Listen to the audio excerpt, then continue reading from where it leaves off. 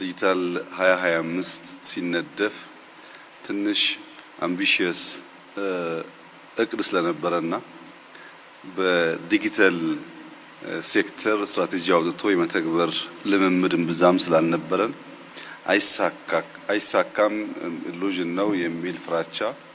በስፋት እንደነበር ታስታውሳለህ። በሚያስደንቅ ሁኔታ ከአምስት ዋና ዘርፎች መካከል አንዱ ስትራቴጂ መሆን አለበት፣ ለኢትዮጵያ ብልጽግና መረጋገጥ አይተኬ ሚና አለው ከሚለው ውሳኔ ጀምሮ ዲጂታልን ከግብርና፣ ከኢንዱስትሪ፣ ከማይኒንግ፣ ከቱሪዝም አስተካክሎ የማየት እይታ ከተጀመረበት ጊዜ አንስቶ ኋላም ስትራቴጂው ተነድፎ የተተገበረበትን መንገድ ስንመለከት ምናልባት በግብርናውም በማይኒንጉም በኢንዱስትሪውም ጥሩ ውጤት እንደመጣ ቢታወቅም የ2025 የዲጂታል ስትራቴጂ 100% በሚባል ደረጃ